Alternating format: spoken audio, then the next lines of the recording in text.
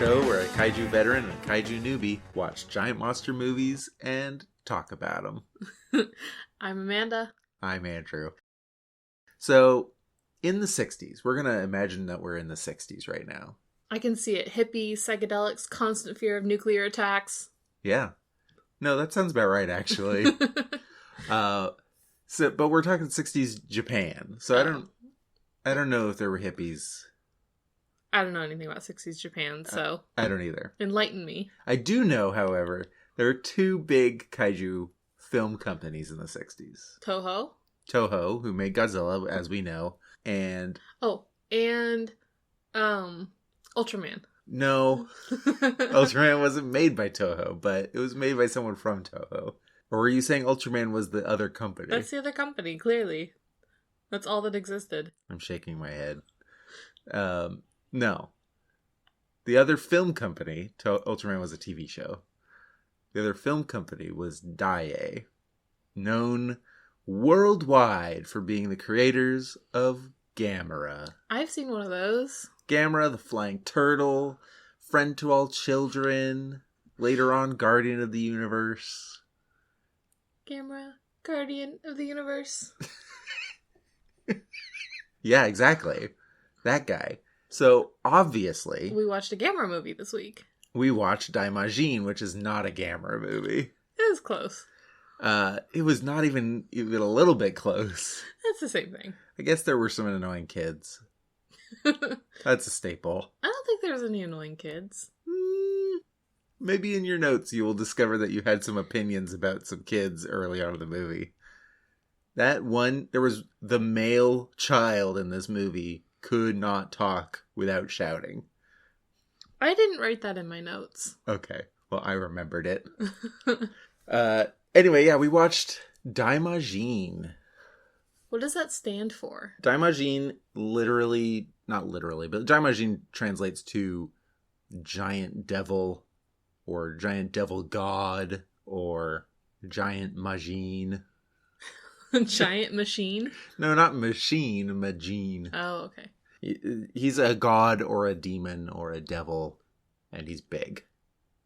Yeah, that fits.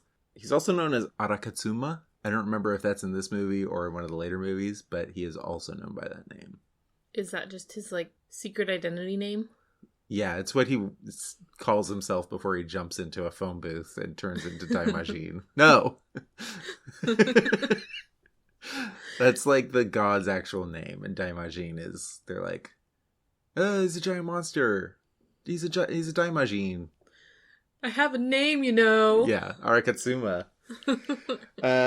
So, Daimajin is a weird kaiju movie. I don't know if it's weird. I liked it a lot. I don't mean it's weird as in weird stuff happened. I mean that most kaiju movies are science fiction. They're about nukes or mad scientists or aliens. And this movie is about magic. Yeah, it's about magic. Or, I guess, more religion. Sure. It's about spirituality. And it's about samurai. Getting your comeuppance. Samurai getting their comeuppance. It's my favorite type of story. Yeah, it's basically a revenge movie. Except the revenge is not dealt out by... the heroes. It's dealt out by Daimajin. But we'll get into that. Yes, exactly. So which version did we watch? We watched the Mill Creek Blu-ray, and we watched it subtitled. I don't know if I have access to anything dubbed. I don't know if there are any dubs for this movie. This movie was made in 1966, and I bring up 1966 because that is the year of what is, it's at the center of what is known as the kaiju boom. Every film company, I said there were only two big kaiju film companies, but in 1966, every major Japanese film company made a giant monster movie. So 1966, you have Daimajin. You have Gamera versus Barugon, which is the second Gamera movie. Is it pronounced Barugon? I emphasize the U because there's a Godzilla monster that's name is almost exactly the same. Oh, I thought we were talking about Baragon. Nope. Ultraman began airing in 1966. Hey, I called it. In a part that we cut out. Damn it. Alternate timelines. I'm keeping that. War of the Gargantuas was released that year. Is that the British movie? No. My kaiju lore. It fails me. Return of Daimajin was released the same year. That's the sequel to this movie. Daimajin Strikes Again, which is the third movie in the trilogy, was also released that year. Did they just film them all back to back and then kind of cut them up and release them? Let me finish my list real fast and then I will tell you. Ebirah Horror of the Deep, which is a Godzilla movie, also came out that year. And then 1967 is actually what I was thinking of, where every other company made stuff. But 1966 and 1967 are together that boom that I was talking about. Mm-hmm. Look. I bet you were the expert. I'm not perfect. What did I tell you that I was going to come back to? How they filmed the 3 movies so quickly? Yeah, so it's 3 movies all in the same year. I can't find anything that says exactly how they did it. I assume they filmed them all back to back because they're all samurai movies, but I don't know. Are they the same actors and same characters? I don't recall. I don't think so. They're not the same characters for sure, but I don't recall if they are the same actors. I don't think they are. Man, my Wikipedia man is failing me. Look. This isn't an episode about the other 2 movies. Okay, so let's get back to this movie. So, yeah, this movie came out. There was a ton of kaiju movies going on, is what I'm saying. And this movie competed with all of them, including its 2 sequels. It competed with its own sequels? Kinda. I don't know. Maybe not.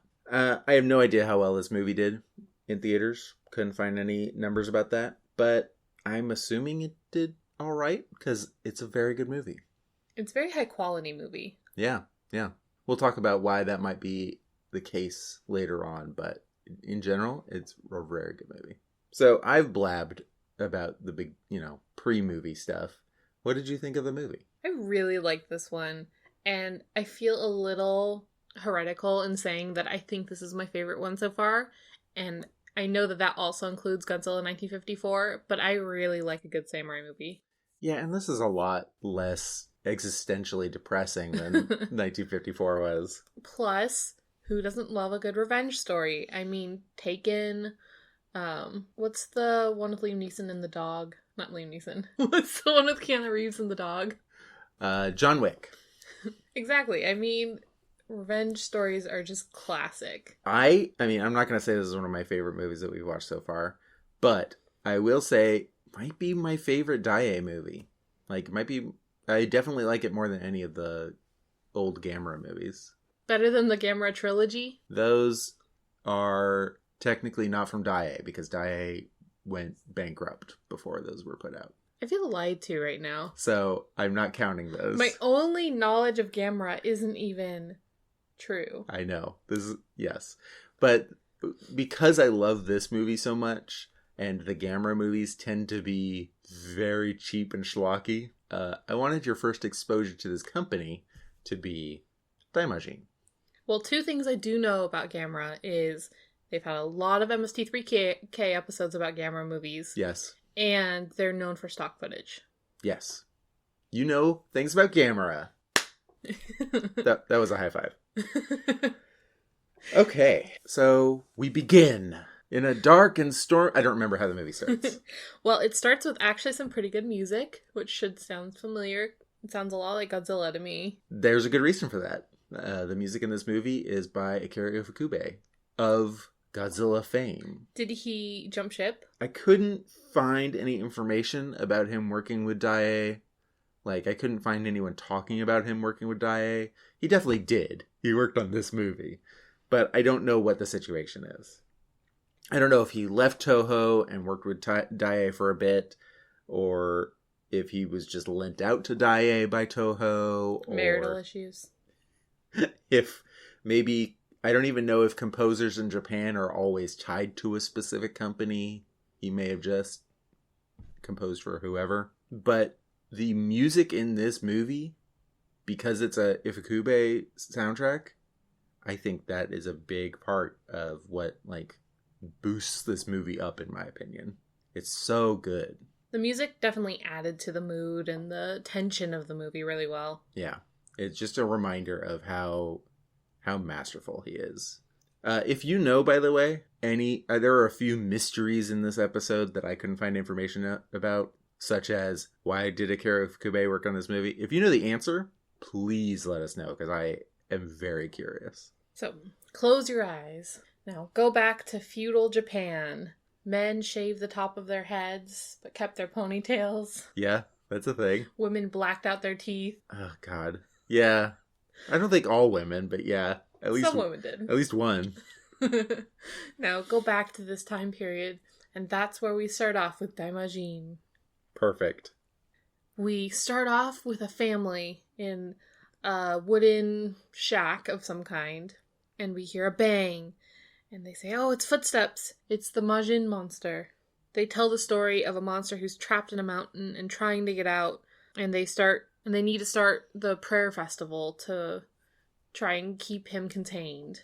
We next see a lord in his castle. He's telling his son that the mountain god will protect them. Yep. And they're definitely going to be protected.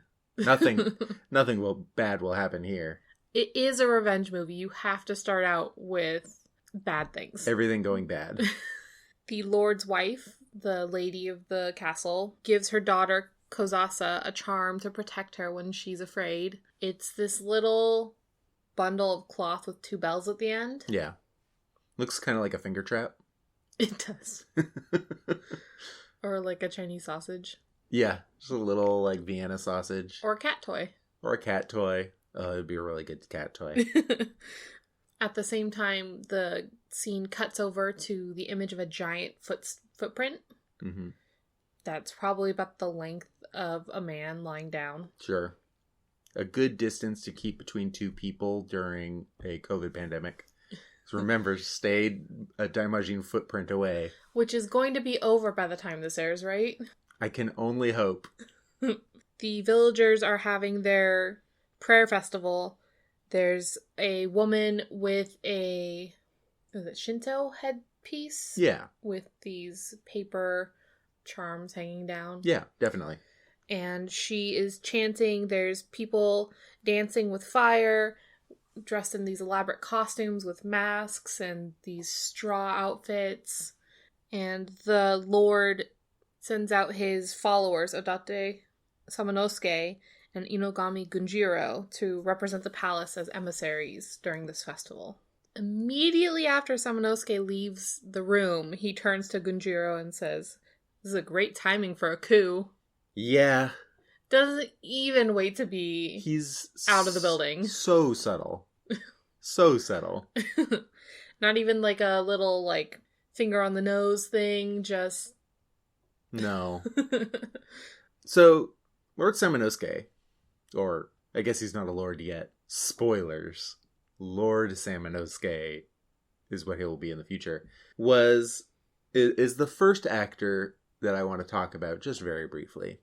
And as I talk about these actors, I want you to see if you can find a theme. Ryutaro Gomi played Lord Samanosuke, and he is best known for acting in the Zatoichi samurai films. They're all from samurai films. Well, we'll see. We'll see. That's probably a good guess. I don't have anything on Gunjiro, and I don't think even the movie cares that much about him because they kept saying his name wrong. Bunjiro. It was Bunjiro, and then there was a third name that the subtitles gave him later in the movie. It's like, you can't get the character's name right? Really? That's the only part you don't have to translate. It's so stupid. So later, Lord Hanabusa, the samurai who's the lord of this castle, is exiting the room. He had already sent his children off to bed with Kogenta, who's their Manny, Secret Service agent, something like that. Something like that, yeah. Handler. He protects them. Kogenta is played by one Jun Fujimaki, and he is an actor best known for... Seven Samurai. Well, no, but Samurai movies, yeah. He was a pretty regular actor for samurai movies. Was he in Yojimbo? No. Those are the only samurai movies I know. I know. Those are both Toho samurai movies. What, really? Yeah. I didn't know those were Toho. I'm not positive about Yojimbo, but Seven Samurai is a Toho movie. I feel like I only have this very narrow look into Japanese film history. Yeah. And it's through my eyes. I was gonna say, I wonder why that is. No, he was a Daiei samurai movie actor. And I would say that in general, Daiei was best known for samurai movies. Or at least better known for samurai movies than kaiju movies. I could see it. They did a very good job with this one. I think they did fantastic with the setting and with the costumes and just the whole feel of it. It was very unhokey. You could tell that they were practiced at making samurai movies. Except for Samanosuke's bald cap. Yeah. It was not applied well. Yeah. It was very lumpy and not the same color as the rest of his head. Yeah, that's true. You know, while we're talking about samurai movies, I was going to bring this up later, but I might as well bring it up now. The director of this movie is one Kimiyoshi Yasuda, who is most famous for directing 6 Zatoichi films.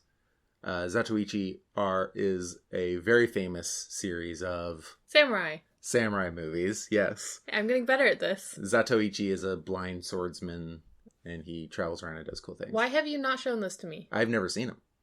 Why have you not shown this to me? I haven't seen him. I don't have them. Find them. All right. And the writer for this movie, Tetsuro Yoshida, wrote for a lot of Kumiyoshi Yasuda's movies. So they're a pair. They usually do samurai movies. It's a samurai movie that has a kaiju in it. Most of the actors are all samurai actors. We're going to keep hearing this come up a lot. I mean, it really was a samurai movie, so this isn't really a stretch for them. No.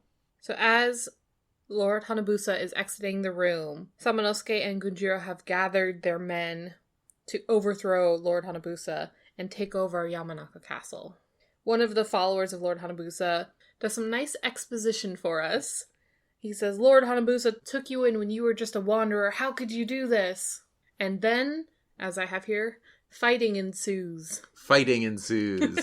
Kogenta hurries to the children's room to defend them from a group of the cooers. Cooer's gonna coo. From the rebels? From the insurgents? Whatever floats your boat. I like cooers better. Yeah. Those are pigeons. Pigeons are cooers. Cooers are also cooers. I guess that's true. Pass me that cooers.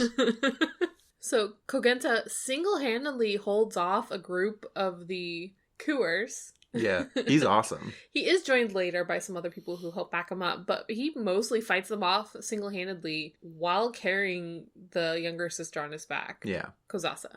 Yeah.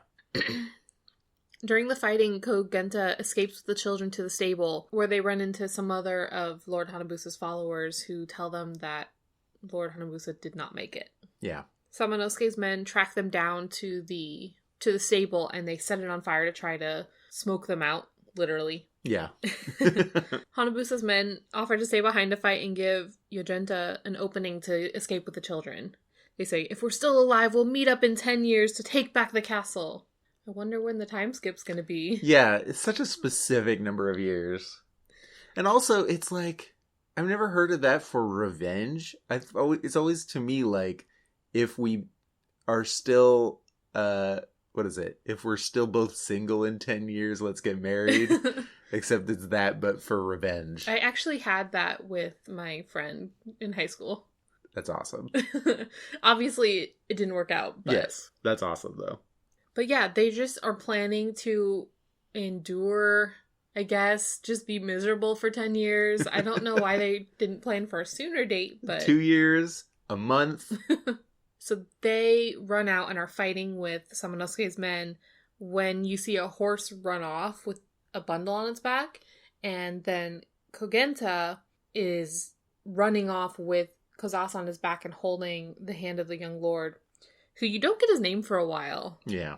But he had, like, set up this horse as a... Tadafumi is the name of the young lord. But I thought this was super clever. It is. It's awesome. He might have wanted a horse, but, I mean, if you're not going to get out, you're not going to need a horse. And also if they're trying to avoid attention. That's true. Meanwhile, Samanosuke sends out his men to announce the change in leadership and to send the villagers home from their ritual. The priestess, Shinobu, refuses to stop the ritual, saying that it's protecting them from the Majin, but the rest they scare off with swords and horses. Priestess Shinobu Is the coolest character in the movie. She's the best part of the movie, for sure. But she is played by Otome Tsukimiya. Otome Tsukimiya is not... I don't think she is a samurai movie staple. She might be, and I just am not familiar with the movies that she's in. But she's most famous for the movie Kwaidan. That doesn't mean anything to me. What? You don't know Kwaidan? No. Kwaidan is a movie that is a bunch of Japanese folktales. Like, it's a bunch of shorter stories. I think it's 6 shorter stories that are Japanese folktales or horror stories or things like that. All, like, threaded together into one. I could see her fitting into that. Yeah. I have not seen Kwaidan, but I imagine that she does very well in it, from what I've seen here. She is just the coolest character. She has this inner strength no matter what people are doing to her. She doesn't really react. She's just kind of stares them down, almost like a disapproving mother. She's got a strong force of personality. By far my favorite character. Yeah, she's awesome. When Gunjiro reports back to Samanosuke that the kids escaped with Kogenta, Samanosuke sends him off to find them. Kogenta and the kids show up at the priestess's home, and she hides them right before Gunjiro and his men show up to search her house. And she just straight up tells them to take off their shoes before they search her house. She does. They don't, but she does not care. She reminds me of... There's a list I read once of the most badass lines, bad patootie lines in history, like last words a person said. And one of them was a man who was being stoned to death. They were putting stones on him until he was crushed. And his last thing he said before dying was, "More stones." That's totally her. Yeah, it definitely fits her personality. And they don't find any of the people hiding there. And she tells them that they'll regret disturbing the spirits. Gunjiro threatens her that if she's hiding them, she's going to pay for it. And then one of his men comes up and tells them that they were spotted heading west. After the men run off, the priestess leads Kogenta and the kids to the Majin mountain. They say that no one's allowed on the sacred mountain. They say that no one's allowed on the sacred mountain, but they don't have anywhere else to go. And they're going to go ask the god for help. We see the statue of a samurai behind a waterfall. And this is just a very cool scene that we get to see a lot. Yeah. The statue is an important one, as we'll see. And I want one. I want just a statuette of it so bad. That would be cool. Because he's so cool. It's a very rough stone sculpture. I was surprised how little details in the face. Yeah. It's trying to be very minimal. It's trying to look like an actual Shinto sculpture, I think. And it's just cool. Well, the thing was, the armor was very detailed. Just Yeah. the face was very minimal. Yeah. Is that like a style of sculpture? If it is, I don't know it. And the priestess tells them that the Majin is trapped under the statue. So that's the thing that really confused me about the movie. They refer to the Majin and the god a lot, kind of like they're the same thing, but they say that the statue is the god that's protecting people from the Majin and keeping it trapped in the mountain. But it seems like they're not really differentiating between the two very much. Right. I believe that the Majin, they don't lay this out perfectly clear, you're right. It's pretty unclear. But my understanding is that the Majin is the wrathful side of this god. Or it could also be that the Majin is a monster that the god defeated and is like holding back with his power or whatever. Both of those are possible, but I've always believed that they're the same creature. And I mean, none of that really fits with what happens at the end of the movie. And we'll come back to this, but That's just a thing that will really confuse me in the movie. Didn't take away from my enjoyment of the movie. I just kind of chalked it up to translation or just a concept that we're not as familiar with, being from a 2021 American society. Exactly. It could be a Japanese spiritualist sort of concept, yeah. The priestess tells them as she leads them into a cave that it's said that God lived here a long time ago. She tells them to hide in this cave and pray, and she will bring them everything they need. So, this is a thing that I've been confused by in a lot of Japanese media.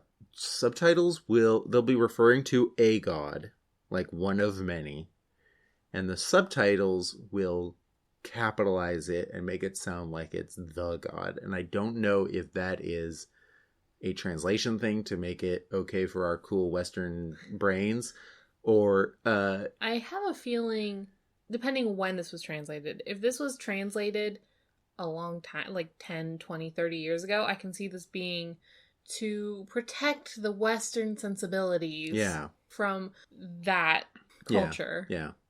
Or is that just how they refer to him? Or is my question even is it possibly a really stupid question? I don't know. I don't know if they're trying to hide Japanese culture from us in some way, or if they're trying to... I don't think it's a stupid question, because I feel like singular and plural is a thing that they should be able to differentiate. Yeah.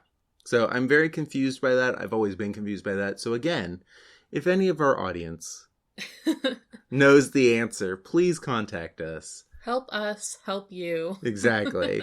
We're on Twitter at Island Kaiju, and our email is kaijuislandpodcast@gmail.com. Don't worry, like usual, we'll repeat that at the end of the episode. Absolutely. Cut to 10 years later. Surprise, surprise. Shock. 10 years later, we come onto a scene of Kozasa singing and combing her hair, and behind her monkeys are a bunch of monkeys. You saw them, I didn't. Well, there was like 2 monkeys. Yeah. They're the kind of monkeys that you see in like hot springs. Hot springs, yeah. I don't know what those are, but yes. She still has her charm. We see that. They zoom in on it, on her hip. They zoom in on it, on her cat toy.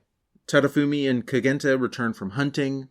They are all adults now, or at least the 2 children are. And Kozasa has perfect makeup. Perfect makeup, perfect hair. I don't know who prioritizes bringing makeup as necessities when you're hiding out in a cave with your brother and Manny. Manny. They obviously made the makeup out of their natural environment. Duh. They made eyeliner out of squirrels. And squirrels. Where's the black from? There's an old video game that you can make ink out of squirrels, and it just is a nonsensical thing. That's all. Oh, I don't remember what video game. It's just of an old video game, like an old point and click adventure. One thing I have learned about Andrew is he often references things he doesn't remember what he's referencing anymore. Yes. And now I reference those things that I don't know what he's referencing, and he doesn't know what he's referencing. You never knew what they were. So, Kozasa Hanabusa is played by Miwa Takada. Miwa Takada starred in a ton of classic movies. Seven Samurai. Why would you guess Seven Samurai and not Zatoichi, which... I forgot the name. Okay. She's from the Zatoichi series, which the director did, and the writer, and the actor for Lord Samanosuke. And... I mean, she was fine. The most important thing she did was cry. Yeah, but she cried effectively. It got stuff done. I didn't dislike her. She's just very of her time. Yeah, it's very unfortunate. And that's not her fault. No. She put in work. The actress. The character didn't. No. Tadafumi Hanabusa, her brother, is played by Yoshihiko Ayama, who is another Zatoichi actor. So the thing that got me is Tadafumi's hair looks like it was flat ironed. Like, he has the perfect bangs, and his hair is perfectly straight and pulled back into this neat ponytail. And then Kogenta's hair looks like he's been getting a noogie every night before bed and doesn't own a comb. Yeah, Kogenta looks like he's been at war nonstop for the past 30 years. He looks so harried and tired and dirty. How can I explain this? He looks like he has a puffball on his head with a ponytail coming out the back of it. Yeah, he does. That's a good way to describe it. So Tadafumi and Kogenta return from their hunting. We then see that the villagers of around Yamanaka Castle are being forced to build something. We later hear that it's a gate, but they're being forced by Lord Samanosuke and his goons to build this gate. It was very much a scene out of Prince of Egypt. Everyone is just constantly being whipped. Yeah. And if you collapse, you're just supposed to leave them there, and they'll beat you until you stand back up again. There is, in fact, a guy who did exactly what you just said happens. He collapses. People are like, leave him alone. He'll be dead. And a guy that we later learn is named Motsuki comes over and is told to take him to the infirmary because I guess they had a change of heart. They don't want him to die, I guess. Matsuki's son, whose name is Take, comes running over saying, "Mom's dying. Where? Wow. Well, I don't know. Take doesn't have much to do in this movie other than be a little annoying all the time. I think it's a theme in Daiei I movies. think you're allowed to be annoying if your mom is dying. It's fair. And your dad is just ignoring it. I apologize, Take. He didn't ignore it. He was under threat of injury or death if he left. I like Take. Take's It cool. seems like you think he's annoying. He mostly gets in the way. I don't think he's that annoying. There's way worse. His mom is dying and his dad is in a labor camp. All right. I'm now a Take apologist. He didn't do anything wrong. Matsuki can't go with his son like we implied. They say take him to the infirmary and then come back, basically. An older man grabs Take and is like, You can't come here and talk to your dad in the middle of this awful situation. You wait till the gate is done and then you can talk to your dad." And Take's like, "My mom, though." And the old man is like, "I know things are bad, but You... Poor Take. What did he do to deserve your ire? Yeah, I don't really dislike Take. I just, sometimes you gotta have an opinion about things. And this is the opinion I've decided to have. You decided to hate on children whose parents are dying or in forced labor? Well, the older man says that the mountain god is going to protect Take. So I think he will end up fine. The Hanabusa guards, who we saw earlier in the before times, they have apparently been trapped somewhere because we hear that they've escaped. 10 years right on the dot. Exactly. They've been counting the days on the walls of their cell. They're running. They hide and they duck into a building that happens to be the infirmary. And Motsuki helps them escape by tying a rope around a pole, and then they, the other end out the window, and then the two Hanabusa men climb out the window. Some bad guards come in, and they are like, "Where did they go?" And they see the rope. It wasn't a good plan as far as hiding them, but it did get the two guys out, so I guess it worked. But then they're more focused on punishing the people who let them escape than going after the people who escaped. Yeah, because they look out the window and they see the two guys running, and why didn't you just go chase them? But instead... Because Matsuki's not going anywhere. Yeah. So instead, the guy that Motsuki helped is like, "It was me. I was the one who let them out," and the guard just kills him in Matsuki's arms. The thing that I did like that they did is when the guy initially collapses and Motsuki's trying to help him, the guards say, "Leave him alone. He's going to die soon anyway." And then right after the guards kill him, Matsuki says, "Why did you do that?" And he says, "Well, I was going to die soon anyway." And it's just such a good callback, even though it was only a couple minutes later. I really liked that kind of full circle, even within a few minutes. Yeah. It was a full character story. And that guard was right. He will die soon anyway. He's a fortune teller. Is it a fortune teller if you're the one who makes it come true? Yeah, it means you're a good fortune teller. You know what will happen. We go back to the cave, and the priestess is telling Tadafumi and Kozasa that the villagers have been enslaved. They didn't know this for the last 10 years? They've been hiding. What else do you do in hiding other than talk? I know. It's very weird. Just exposition. That's all we can put it down to. King Crimson used his power and deleted 10 years of time. They didn't experience anything in between those 10 years. It's a JoJo reference. She tells Tadafumi that Samanosuke is wanting to take over the capital. They're taking all the crops, and there's a housing shortage for the people of around Yamanaka Castle. Basically, villainy established. Yes. We know why we should hate them. Tadafumi and Kogenta obviously want to go kill Samanosuke, and the priestess tells them she has heard rumors of some villagers who feel the same way and who might support them in their cause. I would feel like all the villagers would feel this way. Yeah, I don't know why it's only some. But Kogenta's plan is that he wants to go meet with the villagers and make sure that everything's in place so that Tadafumi and Kozasa aren't put at risk. He wants to kind of scope it out first. And the priestess says that the god of the mountain is mad at what Samanosuke is doing, that his evil will not stand. Yeah, and I think there's very good reason for the mountain god to be mad about it. So back at Yamanaka Castle, Gunjiro tells Samanosuke that the opposition is growing, and Samanosuke says yes, and Tadafumi will be 18 this year. His power will be at its highest peak. He doesn't say that. I don't know about that. I think it's more about he's old enough to claim lordship. Sure. That's why exactly 10 years. That makes sense. That makes sense. We figured it out.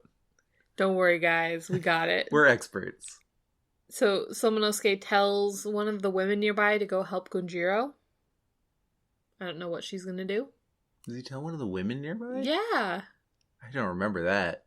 I assume you're right, but that is weird. There's clearly no women who are trained fighters at all in this region. Yeah. I don't know why he's telling her to help him with what. On his way into town, Kogenta gets stopped by some guards, and they search him down, but they don't find any weapons. He tells them that he's bringing a fowl to Samanosuke as an offering, and they're about to let him leave just taking his fowl because they're bullies. Again, villainy established. Yeah. When he runs into Gunjiro, who's just coming up to the group, and Gunjiro immediately recognizes him. And so he knows that Tadafumi has to be nearby.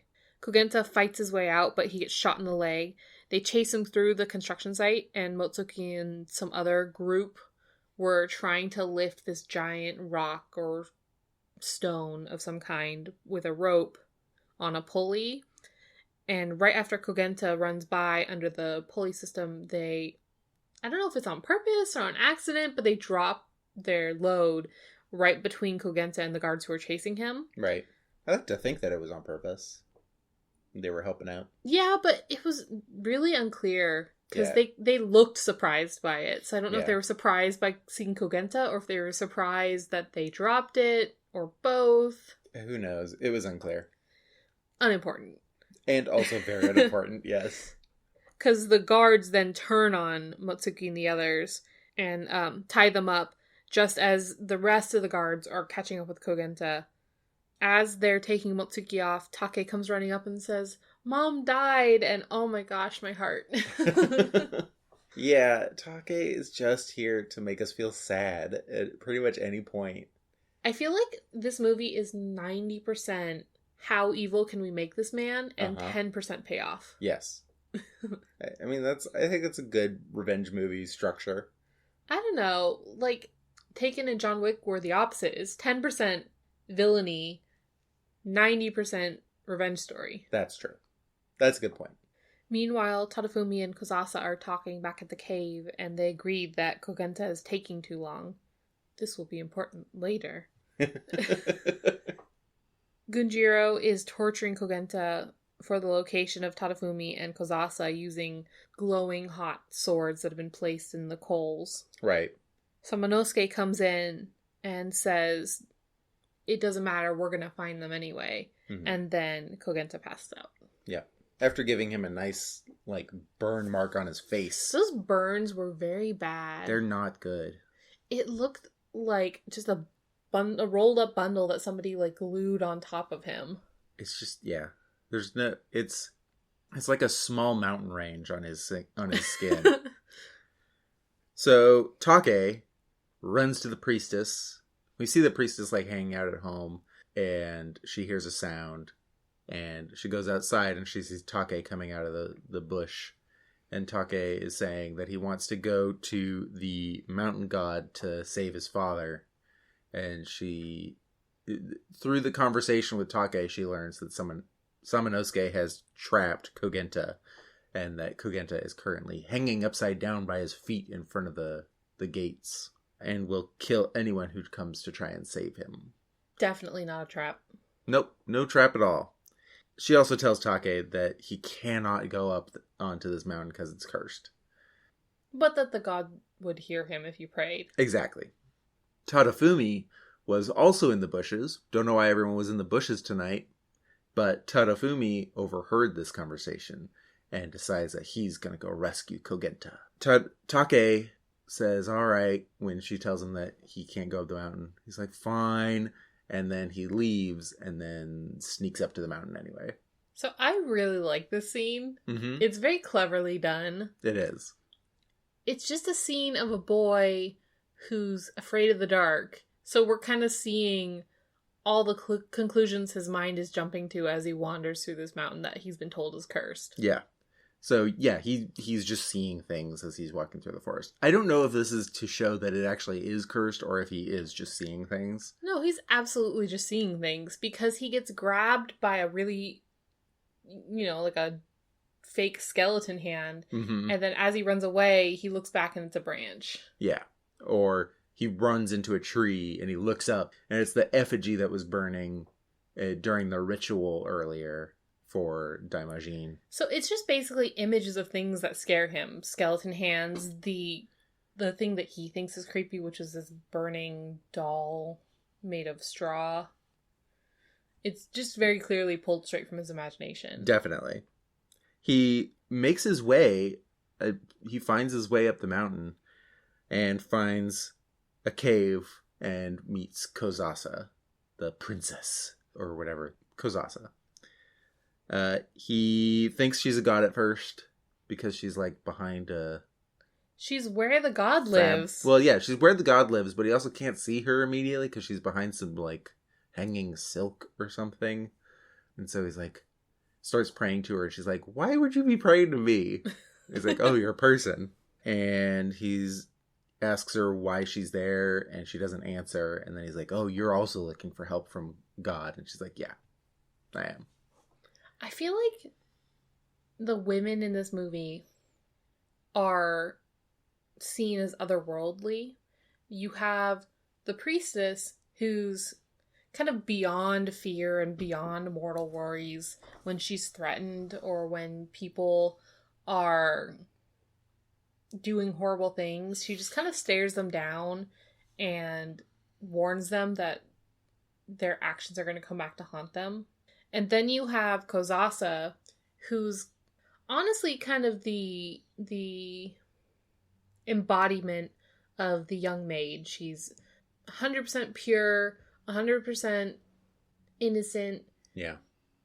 She is the person that they hold up on a pedestal as this image of perfection. She always has perfect makeup and hair. I feel like the men get to be humans in this. You see Kogenta with his messed up hair, and you see all the men get hurt and beat down, and they have positive and negative qualities. All the good men do. All the bad men are just negative. Sure. But the women seem like they're almost spiritual creatures in this movie, which does show the movie's age. Sure. But it's also, I do appreciate that they have the priestess in comparison to Kozasa, where you get to see female strength as well as female purity. Yeah. Those are all fantastic points. Now, what I thought you were going to say is that all the women in this movie are just done putting up with all the men in this movie, which I think is also true. I don't know, Kozasa just kind of goes along with things. She does. She doesn't really protest that Tadafumi wants to go off after Kogenta, even though they agreed that they would wait. Yeah. She doesn't really do anything other than pray.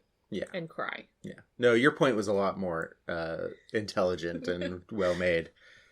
So we also see Tadafumi sneaking in through the village to try and get to Kogenta. And he knocks over some boxes and the guards are like, who's there? And he manages to sneak away, and he keeps zooming in on other objects. I was just gonna say that, he's about to knock into something else. Yeah, it just looks like he's constant. I keep expecting him to just be this huge klutz and just constantly be knocking things over, but it's not that kind of movie. But I mean, it's kind of like Chekhov's box. They keep zooming in this is gonna be important in a second, and then it's not. Yeah, it's definitely there to make you feel the tension. Yeah, and they're clearly doing this on purpose. It's a known film technique. Yeah, that they're kind of playing with, which I appreciate, and at the same time I hated it. Yep, I agree. Tadafumi manages to sneak in. At the changing of the guard, he sneaks over to where Kogenta's hung up and starts lowering him down. And we do see Gunjiro looking down at him, very clearly watching this happen and not doing anything. Yeah, they're all watching, and it's not nearly as sneaky as Tadafumi thinks he is. And Gunjiro shows up and says, "We're just gonna kill you tomorrow." How's that sound? And that's where we last see Tadafumi for a few minutes. A few minutes. Kozasa tells Priestess Shinobu that Tadafumi went to the village. And the priestess says that she is going to go talk to Samanosuke and get this all sorted out. The next scene, we see Samanosuke shooting a gun out a window. For no reason. I feel like he's just testing out his new gun. It's like new technology. They want to, A, show us that they have guns. Sure. And B, they need a reason for him to be holding it. I guess. I think that he's just trying to look scary and impressive to her. I mean, that's probably true. He's basically a fake lord, so he has to use whatever he can to make himself feel validated. Yeah. The priestess tells him that his greed is making the god suffer and that he won't allow it. Samanosuke tells her that he knows she's just trying to save Kogenta and Tadafumi, but she says she will summon the god and bring his wrath down on Samanosuke. Yeah. Sorry, go ahead. Oh, I think that it is an important thing to note. They don't really talk about it in this movie, but in later movies it is very clear that Daimajin or Arakatsuma, whatever you want to call him, he is a god of wrath and vengeance. So she knows what she's talking about. But he says to her, well, you can't summon him if I just kill you. And she does not seem perturbed by that at all. No, she holds her arm up to hide a little bit, but she doesn't seem worried. More angry. And she just stares him down. He raises his gun up, and that's where she kind of flinches a little bit, but she just stares him down, and he pulls the trigger, and nothing happens because we just saw him shoot the gun. And right. I believe this is a time they don't have multiple shots. No, they certainly don't. They probably had to reload by, putting the gunpowder and the bullet down the front of the muzzle. Exactly. He tells the priestess that he's going to break the statue to basically demoralize the town and take away their fighting spirit. And then he slashes her with his sword. And a really cool detail you see is her necklace breaks. Yeah. You know that the sword got to her. And then we get this really cool lighting shift. Mm-hmm. You go from being just in a normal lit room to suddenly the background is black and it just zooms in on the priestess's face and it's very sinister looking. And she starts casting a spell or curse of some kind, saying the Daimajin will appear if he messes with the god. And then he slashes her again with his sword and kills her, and then the lighting just switches back. Well, he actually slashes her and quote-unquote kills her like 3 or 4 times, doesn't she? Or doesn't he? Yeah, he keeps slashing her, and she keeps looking back up at him, holding her incense and pointing it at him. Yeah. Like, directing this curse at him and just not letting him get away with her, lowering her eyes, just very staring him down and making him really face what he's doing. Yeah. It's awesome. I love the priestess. It's such a good scene. It might be my favorite scene in the movie. Oh, it's absolutely top 2 for me. Yeah. No, you're right. We'll get to the best scene. You're right.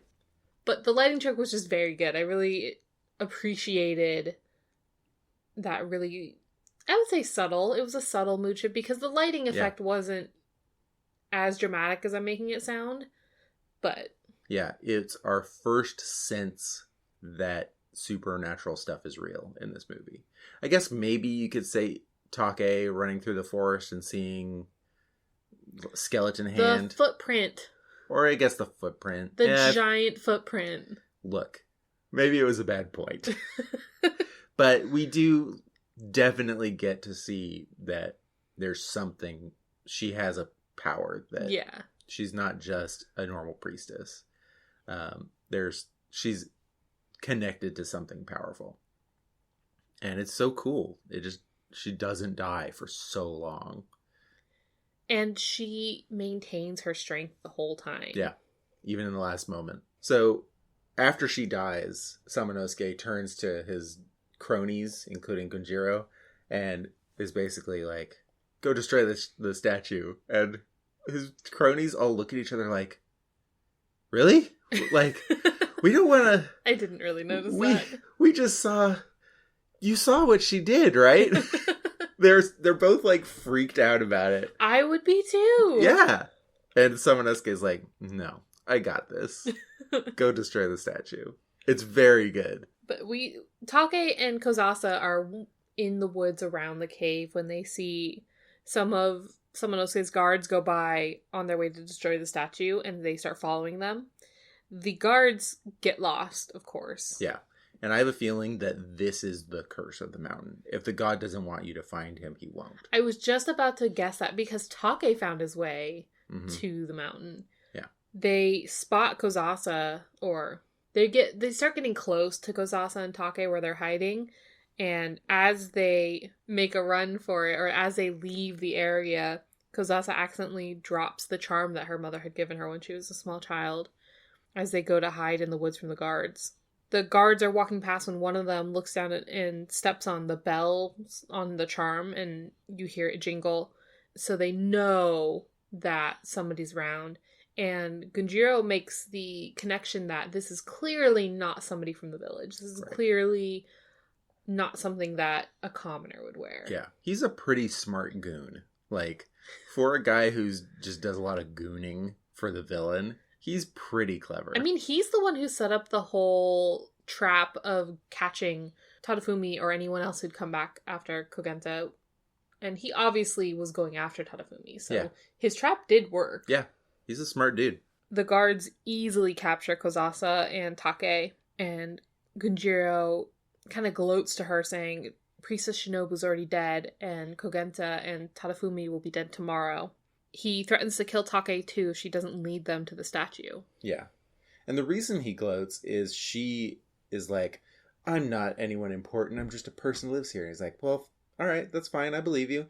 But Priestess Shinobu's dead and Tadafumi's going to be dead tomorrow. And so is Kogenta. And she goes, what? And he's like, haha, I knew it. So they follow her to the statue and they start attacking it with mallets, which just really aren't doing anything. And then someone comes forward with this giant metal stake. Yeah. And they hold it to his forehead and they slowly pound the stake into the statue's forehead. As they're doing this, Kozasa is praying for forgiveness. Mm-hmm. And then the statue starts bleeding from the wound on his head. Yeah. Uh-huh. And wow, what a cool moment It's there. such a cool image. And you would think that this would kill the statue, right? Like, you'd think that this would be, because it's bleeding, it's obviously being hurt from this. You'd think it would kill the statue. No. But he's a god, so. Exactly. It'll take more than that. Exactly. Suddenly a storm starts, and the men start to run, and they're just basically all killed. One has something fall on him. Mm-hmm. A bunch of them die in a landslide as they're on the edge of this cliff, and the ground collapses out underneath them. And then they're swallowed by the earth. They fall into this crevice that had opened up, and the crevice closes around them. It's, yeah. Daimajin does not mess around. And then we get some flashing lights. Kozasa hears Take yelling to be let down because he's tied up in a tree, and she goes to help him, and then she passes out without having gotten to him. So I want to go back to a couple things we talked about earlier. One, the whole god versus Daimajin, who's the statue, who's the thing in the mountain. Sure. If the statue leaves, doesn't that mean the thing under the mountain's going to come out now?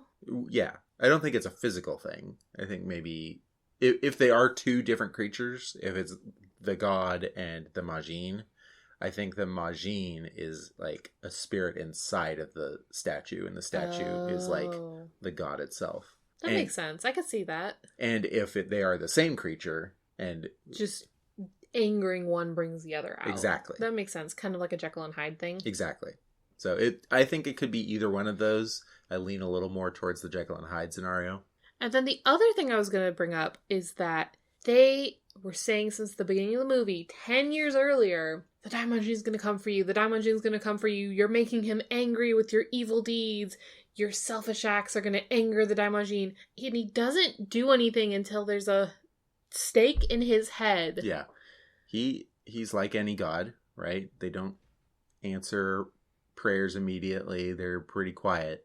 But once you put a stake in their head, once you desecrate, an important holy site or whatever, then, lightning's going to strike. And lightning does strike very literally in this movie. Yeah, but the thing is, she keeps saying that the thing that will displease him is their evil deeds, but he doesn't respond to the evil deeds. He responds to them personally attacking him.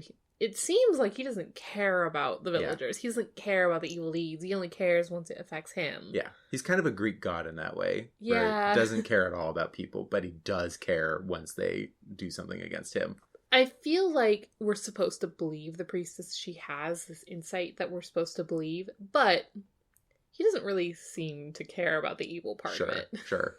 But that's all I wanted to say. Now that we have the ability to speak about it. Yeah. He's a god of wrath, not a god of justice. So he only comes out after the bad deed is done? Exactly. He's like the cops. Yes. Yeah. So Kozasa wakes up from her faint. Take comes running up to her with water in his hands that he got for her from the river. And he says the rope just broke and he didn't get hurt. And he thinks that the Daimajin must have cut him down. I mean, how cute is that? He just brought her water in his little cupped hands. Yeah. He's pretty cute. Kozasa finds her charm on the ground, and then she goes up to the statue of the god with the stake in its head that hasn't moved yet. It's still a statue. And she starts praying for the god to protect Tadafumi and Kogenta. And then Take comes up behind her and starts praying with her. Kozasa says that she can't offer anything, but she offers for him to take her instead. And her brother's life for her own. And she asks if he'll help if she sacrifices herself. Yeah. I think this is kind of leading into that spiritual purity thing that you were talking about. She's very willing to sacrifice herself for the greater good. And cry. And cry. And faint. And faint. All things that... And beg. Yeah, like all women do, obviously. I don't actually think that. I wanted to put that statement out there. Tadafumi and Kogenta are being taken from a cell that they've been kept in. And these crosses are being brought out. It's a cross with like two Yeah. horizontal pieces on it. Kozasa is wandering around at the top of the waterfall, and she's about to jump off the cliff when the earth that's kind of in front of the statue, all we've seen up to this point is the top of the shoulders and the head of the statue, but Yeah. the earth in front of it just collapses away, and he starts to move, and we get to see Daimajin come to life. Yeah. He like waves his hand in front of his face and becomes his face transformed into the wrathful face. Like a jade green Oni face. Mm-hmm. Not unlike in The Princess Diaries where Anne Hathaway is playing with her fan. She's got a whole smiley face and then she waves the fan, and when it comes away she's got this, dramatic crying face on. It's exactly the same. It is. I'm sure they were referencing Daimajin. So this is our first look at Daimajin, the character. Well, first of all, we've described a color. We didn't really describe what he looks like. What does he look like? He really does just look like an Oni face. He has this big rounded nose that kind of looks like an arrowhead. His eyebrows start really low over his eyes and then arch up like an S as they go towards the outside of his face, and he has this permanent scowl built into his face. His mouth is a little animalistic, almost like a muzzle. Mm-hmm. Mm-hmm. And he's just basically wearing old, like, stone armor. Yeah. And I think the best part of this suit is the eyes. The fact that you can see the actor's eyes underneath just make him look so mad. And I don't think he ever blinks. I don't know if we see him blink, but they did a very good job of blending the mask into the eyes. It doesn't look like a mask sitting over a face because there's no like pocket around the eyes. There's no shadows around the eyes. The eyes are blended very well into the edges of the mask right there. Yeah. So Daimajin is played by Chikara Hashimoto. Chikara Hashimoto is best known for... Gamera. I was expecting you to say samurai movies. I didn't learn after all. I was just thinking maybe he was a suit actor in one of the Gamera things. Well, he's not famous for either Gamera or samurai movies. Dang it. He was actually a baseball player. What? So to explain that, I need to talk about one other person that I haven't mentioned yet, which is the producer. The producer at Daiei at the time, the main producer at Daiei at the time, was Masaichi Nagata. Masaichi Nagata produced films from the 1940s until Daiei's bankruptcy in 1971. He lived and died with the company. Basically.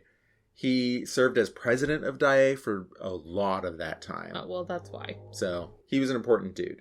He produced all the Gamera movies, the Daimajin movies, a bunch of other movies, including Ishiro Honda's Rashomon, which is a fantastic movie that you have not seen, and I will have you see it at some point. Kenji Mizoguchi's Ugetsu, which is a samurai movie, and Sancho the Bailiff, another samurai movie. He also owned a couple baseball teams. Ah, that's the connection. Which was apparently pretty common at the time for owners of Japanese film studios. They all owned a baseball team or two. I mean, random executives will just own sports teams in America. That's fair. It's still a common practice today. He owned the Daimai Orions, which I keep reading as the Daimai Onions. He owned the Daimai Orions, which is the team that Chikara Hashimoto, the suit actor for Daimajin, comes from. How did the suit actor get to be so lucky? I don't know the story. I wish I knew the story. Like, hey boss, I know you own this film company on the side. That's your side job, right? So he wasn't an active baseball player at the time, so that might be it. He had retired in 1958 with an injury. So I think maybe that was it. He stopped playing baseball in 1958 and then decided, hey, I want to be an actor. And his owner the owner of his old team just went for it? Yeah, why not? Maybe he had I don't know. I don't know. I mean, I can't fault him. He did a very good job. Yes. He is best known for his role in Daimajin, and he's also an actor that Bruce Lee meets in Fist of Fury. So he fought Samurai and Bruce Lee. I think he fought Bruce Lee. I wish there was a kaiju martial arts movie. There might be. Okay, it's gonna be your job to go find us one, because I want to do a kaiju martial arts movie next. I'm okay. Well, I don't know about next, but Eventually. I think there are some that might qualify. So Kogenta and Tadafumi have been put up on crosses very kindly. You can clearly see they could pull their arms out at any point. It's very loose. But I'm sure that's just for the actor's comfort. Yeah. Yeah. With practical effects, it's probably pretty hard to make it look like they are actually being tortured. Exactly. Without actually torturing them. Yes. They are about to stab Kogenta with a spear when Take comes running up saying, "The mountain god has come alive." Samanosuke says, "Just kill him." Yeah. Tells them to kill Take when Kozasa comes up and tells Take to run. And this seems to be some sort of trigger. All the villagers start to rise up. They come out with spears and swords, and they're all attacking the guards who are out here to try to save Kogenta and Tadafumi, who's kind of their last hope. He's the person who could theoretically take over back from Samanosuke because he does have samurai blood. Exactly. They are being led by the Hanabusa soldiers that were rescued by Motsuki earlier in the movie for this very effective and plot important revolt that happens. Which gets put down in about 2 minutes. It's not even 2 minutes. Because a lot of the Samanosuke guards have guns. Exactly. It's and solved immediately. They all brought swords to a gunfight. Literally, yes. So they are easily stopped. And so they're back to the scheduled events. They're about to kill Tadafumi, who had been cheering on the uprising from his place on the cross. So they're about to stab him through with a spear when there's storm clouds that start to roll in. And we see this ball of light, which isn't really explained at any other point. It kind of looks like a comet that comes swirling around the area. Well, we do see it later also. Oh, I missed it. This is just Daimajin traveling. Oh, that makes sense. Yeah. Okay. We see it later when Daimajin leaves. See, I watched this movie and 2 days ago. Yeah. And I still missed it. Well, I have seen this movie like 4 times. So. And then Daimajin comes walking through the gate they all just built. The stake still in his head. You're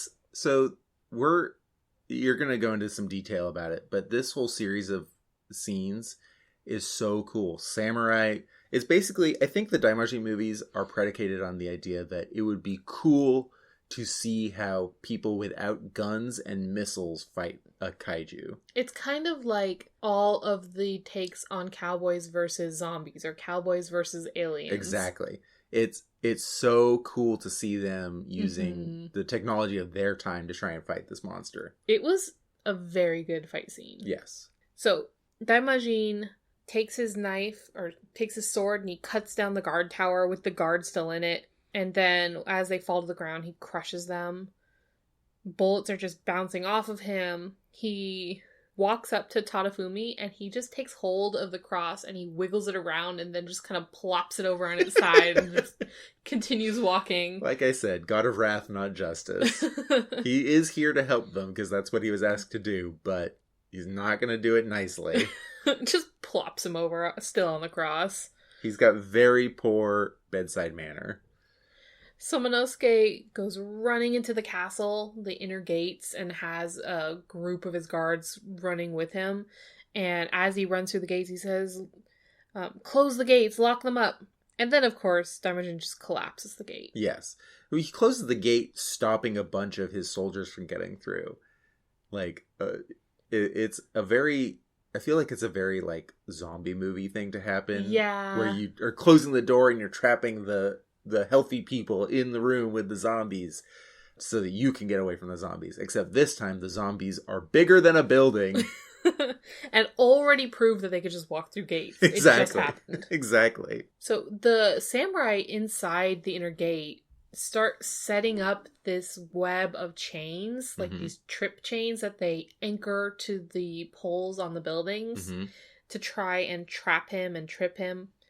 But he just walks through and drags the chains with him, which causes all these support beams to start being knocked down and dragged along behind him, knocking more things down.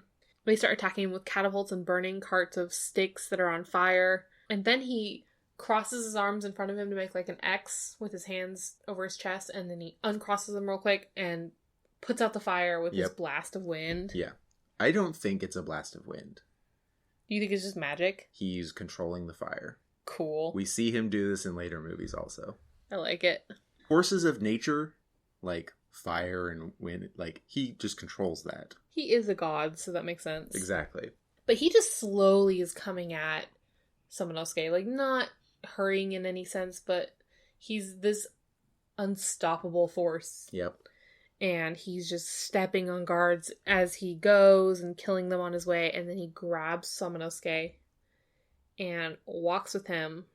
He walks by Kogenta, Tadafumi, and Kozasa, who are kind of off to the side just watching. Yeah.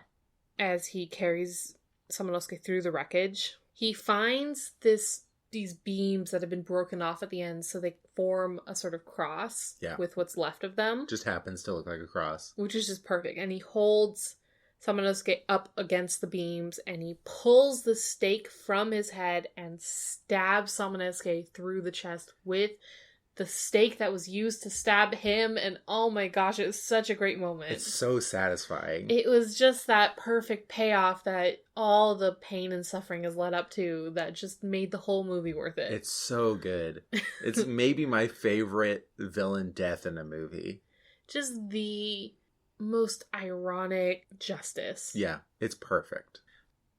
Daimajin has completed the mission, essentially, right? He's protected Tadafumi and he's exacted his revenge. And now he's just kind of going nuts. He's going after... He has been released. He's been released, yeah. He's going through the village and he's going after villagers now who are completely not the target. They're innocent. Tadafumi runs over to him and begs for him to stop. And he clutches on to Daimajin and gets dragged throughout the streets. Take then runs up and begs for Daimajin to stop. They both get knocked over, and Daimajin is about to step on them when Kozasa throws herself over them, and the foot stops. And it's unclear, because right as she does it, her bells ring. And it's unclear if he stops because of the bells. That was kind of what I was reading from it, actually. But then again, they say something at the end that kind of makes me think maybe it was her.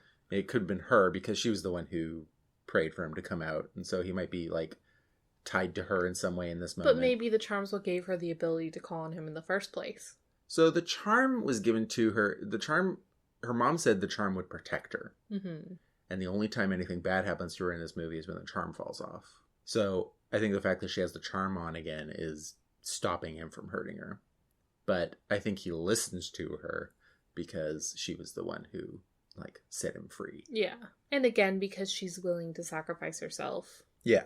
She begs, as you just said, she begs for him to stop and then says that she'd be willing to sacrifice herself. But also she threw herself on top of Tadafumi and Take. So very literally is throwing herself in the way to try and save them. Yeah. No, you're totally right. Daimajin listens to her and puts his foot down, and then he turns back into statue form. He puts his hand, waves his hand over his face. And his face goes back to being the kind of roughly cut stone face. He looks just like the statue did before. And then we see the light from before leave the statue, fly back towards the mountain. See, that's where I missed it. Yeah. And then the statue crumbles into dust. Or a pile of dirt, I guess. Do you think he leaves dirt behind every time he he moves off? Like his spirit is going to inhabit other rocks somewhere? Yeah, it's like how a fly barfs every time it starts flying. What? Yeah. Did you not know this? No. Gross. Flies, it's something about the velocity of them suddenly taking off makes them throw up anything in their stomach, and so they metabolize really quick. But yeah, every time a fly lands on you and then flies away, it barfs on you. Gross. Why would you ruin my life like that? just like Daimajin. But you missed the last part, the most important part of the end of the movie. I didn't get there yet. Tadafumi says that the Majin was touched by Kazusa's tears and disappeared. And then Kazusa faints. Again, she's so innocent, pure, above mortal concerns that... Or not above mortal concerns, but she's so innocent and pure and just the most selfless person that her tears are magical and she can sway gods. And then, of course, she faints because she can't have real power. Yeah, she faints because she's a woman. Well, because she's put up on this pedestal, which isn't true power. It's the power that other people place in her because of how they view her. Sure. Yeah, you're right. Because even she didn't have power over the Daimajin. He just chose to listen to her. Yeah, it's true. It's true. And then that's the end of the movie. Which does make me glad, again, that they put in the priestess as a very strong female character to kind of balance it a little bit more. Definitely. But I really like this movie. As much as I keep bringing it back to that thing, and strong female characters are usually a big part of why I like movies, or they are always a good extra. Strong female characters are always a thing that kind of pushes a movie over the top for me. But I really love this movie. The priestess was such a cool character to me. I want to watch it again right now. Well, you're in luck. There are 2 more movies from Daimajin, so this is not the last we will see. But do they have badass priestess in it? A bad patootie priestess? I do not recall. In fact, that was going to be my first question to you. What do you guess that the other 2 movies are like? Since they came out so quickly after the first, I have to think that they were probably worked on by a lot of the same people in the background. Sure. Which makes me think they probably are very similar. They have probably the same quality since they came out immediately after. They were probably being worked on at the same time. Sure. And I imagine they're probably very similar in tone. Yeah. Probably a lot of revenge stories. Sure, yeah. That's kind of his whole thing. He's got a revenge. What can you tell me about the sequels without spoiling them for me? They like to follow the same structure. 90% buildup of evil things, 10% payoff. Definitely that, but also bad samurai takes over village, and village has Daimajin come and save him. Got it. But the details are all very different. And the Daimajin in this movie, they don't take place in the same place. So Daimajin obviously is worshipped in a lot of places, or the 3 movies are not actually canonical with each other, or something like that. Mm-hmm. The 3rd movie we'll see whenever we see it, it gets a little weird. My other question for you is, who do you think would win in a fight? Godzilla or Daimajin? Remember, the Daimajin is very small compared to Godzilla. Daimajin is small, but he has more powers than Godzilla does. Definitely. And he's a god. He's a god. He can get stabbed through the head and be fine. Yeah. And just a little annoyed. Yeah. And can split the earth open. So that makes me think Daimajin would win just because of attrition. Like, he would just outlast Godzilla, and then as soon as the moment was right, he would strike. I kind of had the same feeling, yeah. Because Godzilla is still, at the end of the day, an animal. Yeah. And Daimajin is a god. Yes. No, I agree. With all that implies. I agree completely. So that was Daimajin. I love it. Who do you recommend this movie to? Anyone who likes samurai movies should watch Daimajin. For sure. I don't necessarily think it's the best samurai movie out there. No, but it had a lot of the energy that you would want out of a samurai movie. It has the honor and the purity of their mission. And it's also got the drama of a samurai movie down. Yeah. Like the familial drama, like my fam must fight you for my family and all that stuff. But I would say that samurai movies, from my experience, are a lot like cowboy movies in that you have the main character or characters have this absolute heroic mission that they are always absolutely on the side of the angels. Yeah, maybe. And this one, I think, builds it up the same way. Definitely. Definitely in this one. I feel like there's probably some samurai movies that don't have that, but Not all. I just think that's A trend. Yes, exactly. That's a theme to a lot of samurai movies from my experience. Yeah. My very limited samurai experience. I mean, you haven't even seen Zatoichi. Neither have I. Yeah, who do you recommend it for? I think it's for people who enjoy movies like, again, Taken and John Wick, but also people who like movies like My Cousin Vinny. Any movie that you're willing to sit through 90% torture just for that 10% payoff. Sure. Because that, to me, is always worth it. Sure, yeah. Oh, the build up to a fantastic ending. Yeah. To the most competent characters in the movie suddenly coming in. Yeah. No, I agree. So, yeah, Daimajin. I rate it 10 out of 10. Yeah, I agree. This is why I wanted this before Gamera. Maybe 9 out of 10 because I gotta kind of work on their female roles a little bit, but sure, still very good. It doesn't detract from it too much for me. Nothing's perfect. If you guys want to get in contact with us, once again, our email is kaijuislandpodcast@gmail.com. And our Twitter is @islandkaiju. Our intro and outro are Manga Maniac by Olive Musique. And again, thanks for listening. And let's all fight bravely as a team!